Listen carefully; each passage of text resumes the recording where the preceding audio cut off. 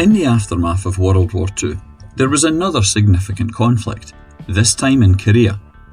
Despite this lasting for years, involving troops from around the world, and playing a role in causing the Cold War, it is seldom remembered and has even been referred to as the Forgotten War. When it comes to Celtic's history, the same might be said of the 1970 European Cup final. Coming only 3 years after the boys' greatest day in Lisbon, this match in Milan could be styled as Celtic's forgotten final. This is the story of Celtic's second European Cup final, a tale of big wins, disappointments, complacency, and even a coin toss.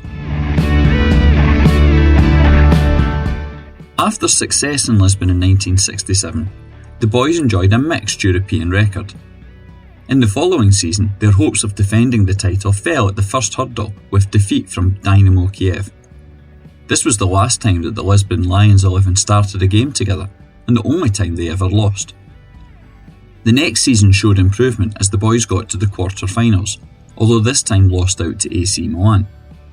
This particular campaign had started under unusual and political circumstances. Celtic had been drawn to face Hungarian champions Ferencváros. However, club chairman Robert Kelly refused to do this in protest at the Soviet Union's military action in Czechoslovakia, which forced UEFA to redo the draw. By the start of the 1969-70 season, Celtic's domestic record was one of total dominance. The boys were already 4 in a row league champions, and within 5 years they would have celebrated 9 successive titles. They enjoyed similar domestic cup success. The Celts had won 4 consecutive League Cups, and their 1969 Scottish Cup win was part of the boys' second treble-winning campaign. These achievements continued in 1969-70. Celtic won their 5th successive League Cup thanks to a narrow 1-0 victory over St Johnstone in October 1969. In fact, this was the second time in 1969 that the boys had won the League Cup. A fire at Hampden in late 1968 had forced the date of the previous season's final to be moved. Although the boys were defeated in the 1970 Scottish Cup final, losing 3-1 to Aberdeen in a very controversial match, they also claimed the Glasgow Cup, albeit that the final was not actually played until the start of the 1970-71 season. The one competition that remained was the European Cup. Celtic's continental campaign began in September 1969, and it involved a trip to Switzerland to face Bâle. This trip brought happy memories for the boys. Bâle were the first team that Celtic ever beat in European football, with a 10-1 aggregate score in the Cup Winners' Cup in 1963. Given this previous victory, Celtic were expected to have no problems in disposing of the Swiss side, although it didn't prove as simple as expected.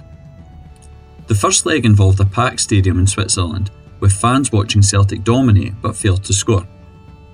In the end, it finished 0-0, but the boys were confident of addressing this back in Glasgow. Any nerves that the Celts might have had were quickly dispelled in this game. Within 65 seconds, Harry Hood put the home team ahead, and after this they had control of the match. However, they faced a Bâle keeper in inspired form, and it took until the 65th minute for a Tommy Gemmell strike to seal victory. Celtic were through to the next round, and this would prove to be a much more difficult encounter, with a very unusual ending. The Hoops were drawn to face Portuguese side Benfica. Although they were a top team, it looked at first as though Celtic would have no problems. The first leg, in November 1969, was held in Glasgow's East End.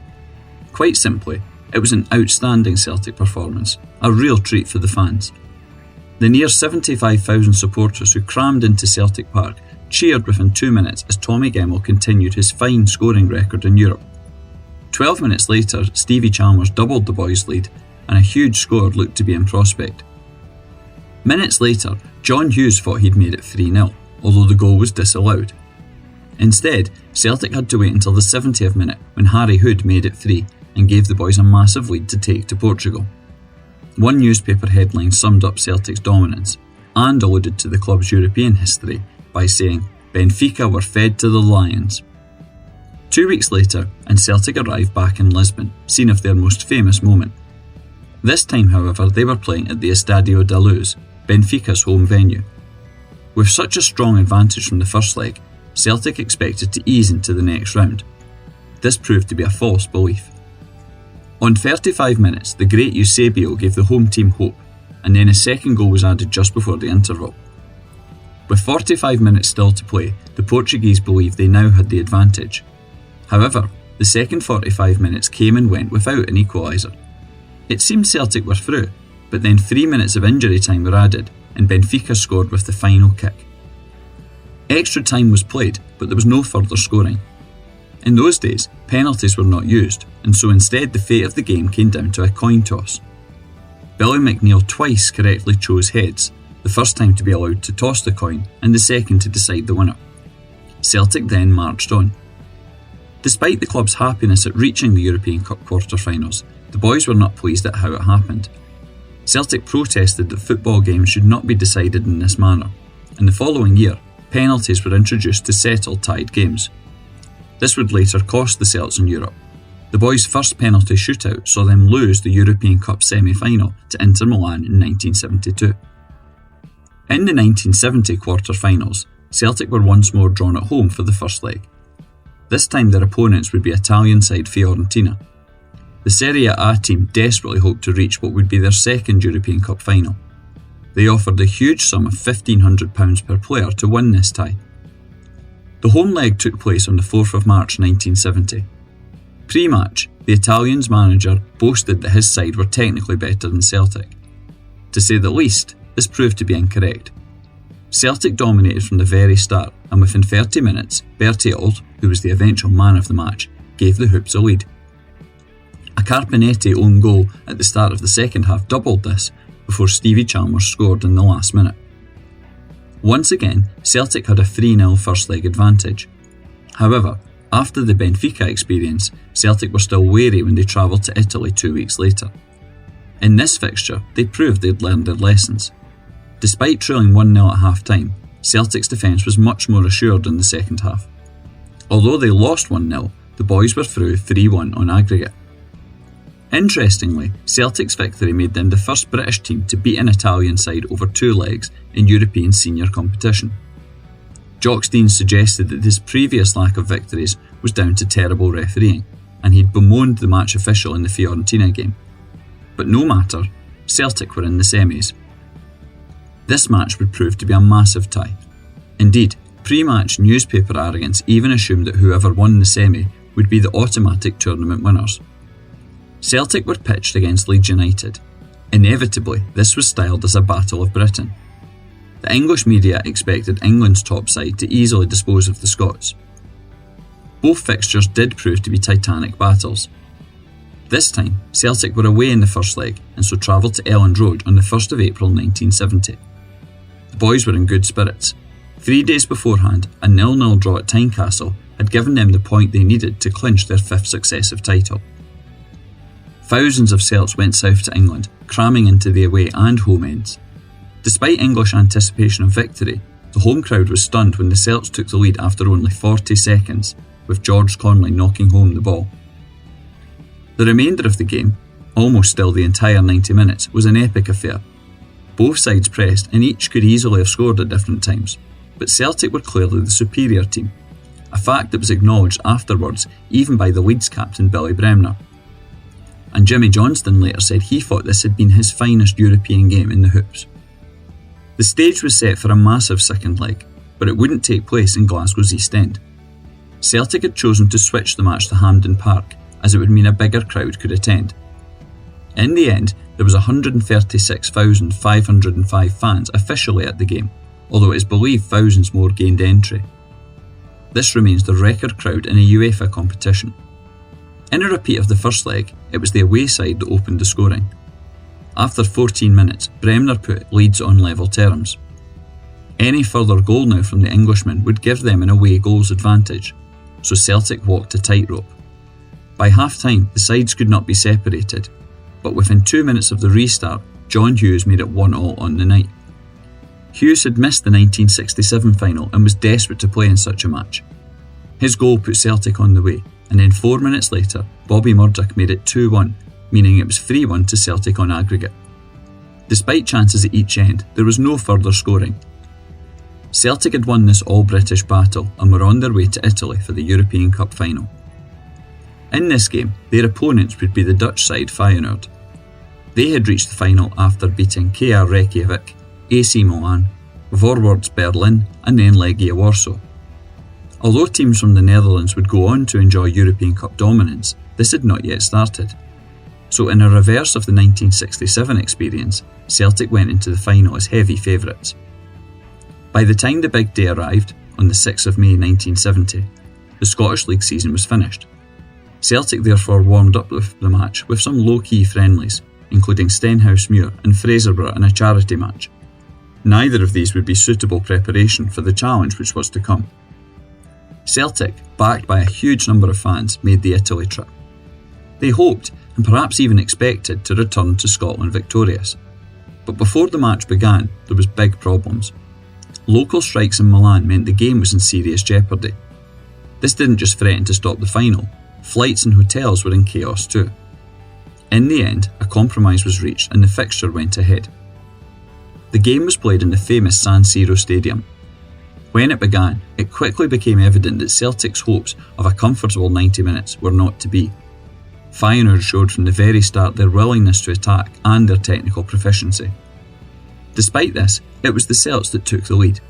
On 29 minutes, Tommy Gemmell added to his Lisbon goal, this time giving his team the advantage. This goal makes Gemmell part of a small and elite group of players to have scored in more than one European Cup or Champions League final. Gemmell was also the first British player to do so, and since then both Phil Neal and Gareth Bale have repeated this feat. Any prospect that this goal would allow the Celts to consolidate their position were almost immediately dashed. Within 2 minutes, Reynis Israel of Feyenoord had headed home an equaliser, and the Dutch side continued to be relentless in their pursuit of a second goal. Remarkably, this was actually the first time the Dutch side had scored away from the Netherlands during the entire campaign. In the remainder of the 90 minutes, both sides pressed, though the Dutchmen had the upper hand. Nevertheless, when full-time arrived, it remained 1-1. Extra time was needed. This almost saw Celtic take the lead, but John Hughes could not convert a good chance. As the minutes ran down, Celtic struggled to keep their opponents at bay. With little time remaining, there was hope the match would finish in a draw, necessitating a replay later in the week. Had this happened, it was believed Celtic would have approached the match with a much better and more effective attitude. But then, these hopes came to an end. With only 4 minutes left to play, Billy McNeil handled the ball in the box. Before a penalty could be awarded, Feyenoord's Swedish forward Kindvall knocked home to put his side in front. Just like in Lisbon, the scoreline read 2-1, and once more it was the underdogs who were leading. Celtic simply did not have the energy to overcome this. Dreams of a second European Cup came to a crashing conclusion. The simple reality was that Celtic underestimated a very talented Dutch team. Interestingly, in later years, many players have voiced these opinions. It was suggested by many of the squad that Jock Stein, the 1967 mastermind, had been responsible, failing to appreciate just how capable Feyenoord were, or the danger they posed. Although he may not have publicly stated this, the manager did blame himself for that day's failure. The iconic Celtic history book, The Glory and the Dream, by Tom Campbell and Pat Woods, sums the situation up when it says, "The serpent of complacency had entered paradise." Celtic had gone to Lisbon without being given a chance and fought for glory.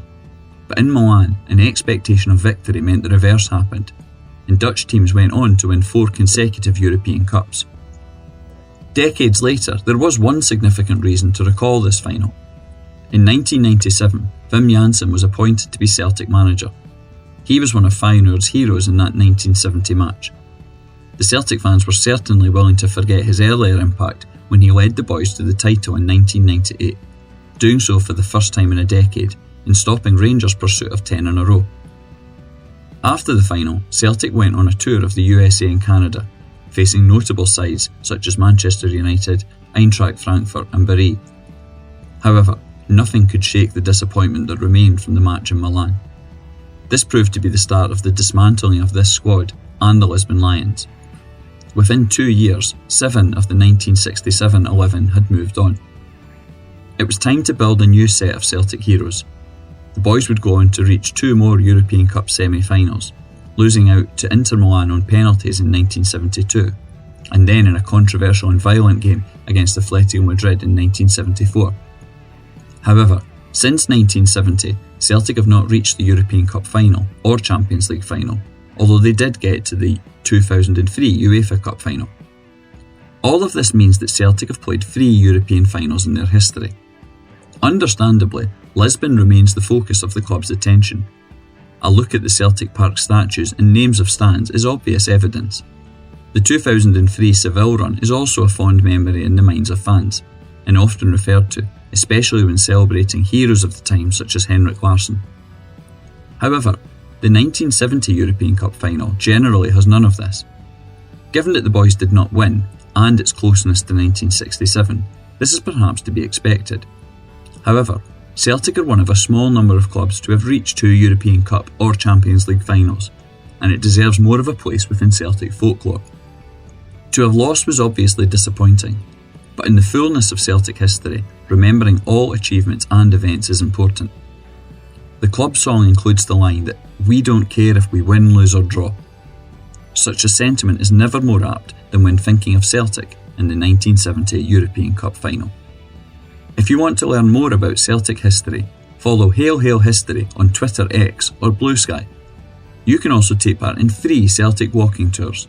Visit celticwalkingtours.wordpress.com for more information.